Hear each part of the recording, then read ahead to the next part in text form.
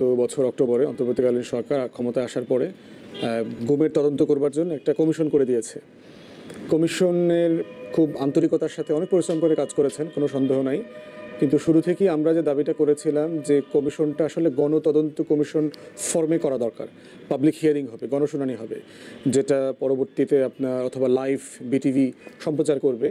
এবং এটার মডেল নিয়েও আমি বহুবার কথা বলেছি যে আমেরিকার সিনেট হিয়ারিংয়ের মতো, কংগ্রেশনাল হিয়ারিংয়ের মতো এই তদন্ত কমিশনটা ফাংশন করা দরকার।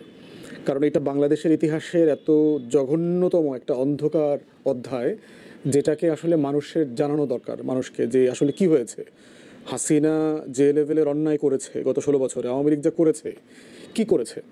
তো এখানে আমরা যতটুকু বললাম যে কয়েক হাজার মানুষ ইতিমধ্যে তাদের যে তদন্ত অথবা তাদের জীবনের যে বর্ণনা, ঘটনার স্টেটমেন্ট সেখানে কমিশনে জমা দিয়েছে এবং এটার পূর্ণাঙ্গ একটা তালিকা করে এর মানে অ্যাগেনস্টে কোথায় কোথায় অপরাধ সংগঠিত হয়েছে সেটার একটা প্রতিবেদনও দেওয়া হয়েছে। এবং যেখানে যেখানে আন্তর্জাতিক অপরাধ ট্রাইব্যুনাল যেটা আছে আইসিটি, সেটার সাথে মিলে কাজ করা দরকার, সেটাও তারা করছে।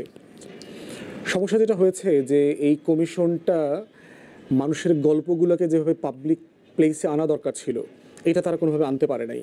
তারা খুব নীরবে প্রচুর ভালো কাজ করে, কিন্তু ভালো ব্রিফিং নাই। তারা প্রত্যেক দিন যে মানুষের গল্পগুলো আসতেছে, এই গল্পগুলোর যে ভয়াবহতা এবং এগুলোর সাথে কারা কারা আসলে জড়িত ছিল, সেটা আসলে মানুষের কাছে খুব পরিষ্কার হচ্ছে না।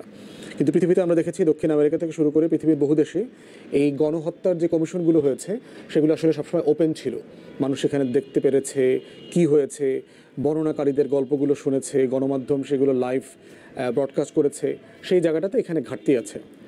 এবং আজকে পত্রিকাতে যেগুলো দেখলাম আপনার, যে নির্যাতন র্যাবের সেলগুলোতে, আয়নাঘরে যে নির্যাতন হয়েছে তার কিছু বর্ণনা সেখানে আসছে।